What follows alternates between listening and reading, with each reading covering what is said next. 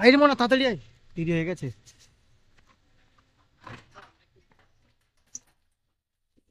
দেরি হয়ে গেছে অনেক কাছে, জানিস তো। আরে ওটা কাইম ভাই যাচ্ছে মনে হচ্ছে না, এত তাড়াহুড়ো করে কোথায় যাচ্ছে? ও কাইম ভাই, আসসালামু আলাইকুম। ওয়ালাইকুম আসসালাম ওয়া রাহমাতুল্লাহি ওয়া বারাকাতুহু। কোথায় যাচ্ছে এত তাড়াহুড়ো করে? আরে ভাই আজকে দেরি হয়ে গেছে, হাটে আছি আমি। আরে ফজরের আজান হয়ে গেল এক্ষুনি, 2 মিনিটের জন্য মানে 2 রাকাত নামাজ, ফরজের নামাজটা পড়ে গেলে হতো না? খুব দেরি হয়ে গেছে ভাই, আজকে আর কিছু বলো না, আর আর জোহরে তোমার সাথে ইনশাআল্লাহ দেখা বিছানায় হবে। কত মানুষ শুয়ে আছে, কত মানুষ কবরে চলে গিয়েছে, তাদের কানে আজান পৌঁছায়নি। আপনাকে আল্লাহ এই সময় ঘুম থেকে উঠিয়ে দিয়েছেন, তো একটু সময়টা করলে হতো না? মালটা দিয়ে আসতে দু হবে। মিনিটের নামাজ।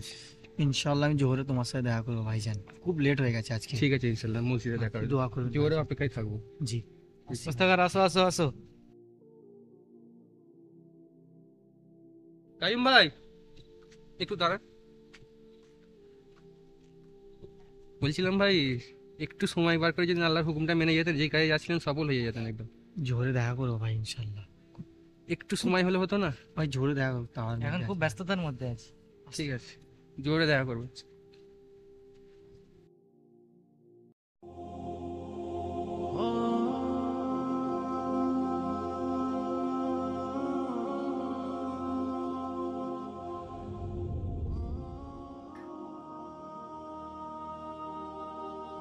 আরে ওইটা কাইম ভাই নাই?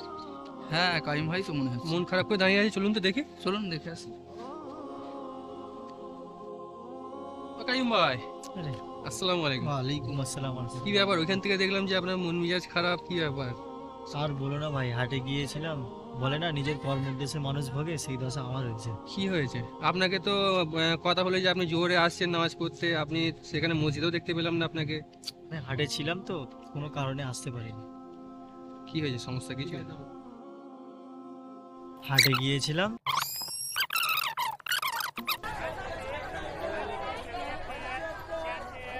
বলুন বাবু।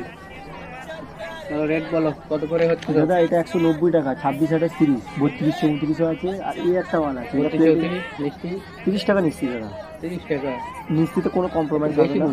না দাদা, এই কাপড়টা দামি কাপড় আছে, আপনি বুঝতে পারছেন, সব ডবল কাপড়ের মাল আছে, দেখুন সব ভেতরে অস্ত্রের মাল আছে। এটা আপনি এইটা তোমার 130 টাকা, 26, 28, 30, 32, 32, 34, 20 টাকা নিচ্ছি। ওটা 20। 50-এর উপরে বেড়ে গেলে 30 টাকা। এটা বলুন ঠিক কত করে? ঠিক এটা দাদা 190 টাকা বলেছিলাম আপনাকে, ফাইনাল আমি 180 টাকা লাগবে। 70 করে? কটন মাল নেবেন? মোটামুটি ধরুন 150 পিস মতো দেন। সব রকম 12 ডজন, 12 ডজন করে। ঠিক আছে দাদা, এটা আমার বিল, আপনি আপনার ঠিক অ্যাড্রেসটা লিখে দিন তাহলে। 2 ডজন। না দাদা, 2 ডজন নিলে হবে না, আপনাকে 10 ডজন মাল আপনি যদি বলেন তাহলে কম করে হলেও আপনাকে নিতে হবে। 4 ডজন মাল কম নিতে হচ্ছে হবে। না, 24 পিস। না দাদা, বললে আমার সব সেটিং এর মাল আছে। 120 পিস, এখানে 24 না পিস। না দাদা, আপনাকে 4 ডজনই নিতে হবে। ওটা setting এর বললে মাল। তো হবে না না। দাদা, তাহলে তো কিছু মাল আমি করার নেই। তাহলে কি করে লিখবো? আপনি মাল আপনি তাহলে সেটিং লিখতে এর মাল পারবো না। বুঝতে পারছেন না। সেটিং ঠিক আছে, আমি তো 10 ডজন ঠিক আছে, এটা আপনি নিই। 48 পিস লেখেন না, কোনো অসুবিধা নেই, করেন। আমি এটা তো 2 ডজনই লাগবে। এই যে 300 নম্বর, এটা 10 ডজন, 120 পিস।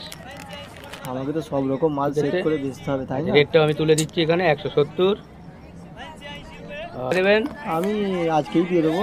ঠিক আছে, ঠিক আছে, আপনি তাড়াতাড়ি যত হবে তাড়াতাড়ি পাঠিয়ে দেবেন। ক্যাশ। মাল একদম যেটা আমি বলেছি ওটাই লাগবে। ঠিক আছে, কোনো রকম আপনাকে ওইসব নিয়ে চিন্তা করতে হবে না ঠিক দাদা, মাল আপনি ভালো পেয়ে যাবেন। বিলটা রাখবেন। কিন্তু দাদা টাকা ক্যাশ পাবেন তো নাকি অনলাইন দেবেন? অনলাইন।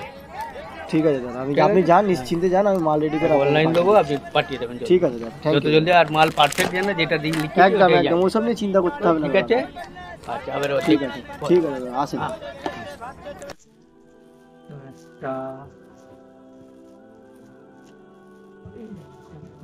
অত কম পড়ছে যে কি হবে? এই মালটা তো পুরোনো মাল, এই মালটা দিয়ে দেবো। জি, এই দিক।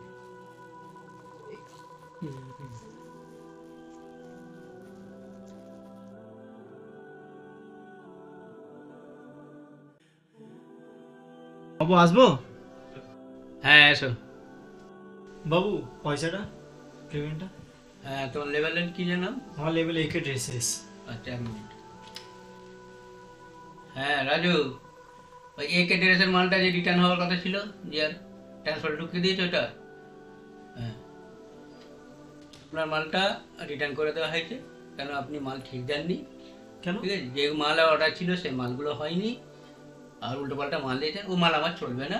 বাট বাবু আপনি যে মালটা ট্রান্সফার বলেছেন সেই মালটাই আমি আর আপনাকে কত দিয়েছি। বেশি ট্রান্সফারে হয়ে গেছে, লোড হয়ে গেছে, আপনি মাল পেয়ে যাবেন। ঠিক আছে বাবু, আমি বলছিলাম যে মালটার প্রবলেম আছে সেটা বাদ দিয়ে আমার পেমেন্টটা আমাকে দিয়ে না দিন। আমার লাগবে না, আমি তো হয়ে গেছে, ও বিল বাবু, আমার বুঝতে পারছেন না, আমার বিল 2 GB করা মাত্রা হয়ে দিতে গেছে, হবে। ট্রান্সফারে চলে গেছে। ওকে, কিন্তু এরকম বললে ঠিক হবে আছে, না আপনি বাবু। আসুন, পরে পরে কথা হবে, আমি ব্যস্ত আছি।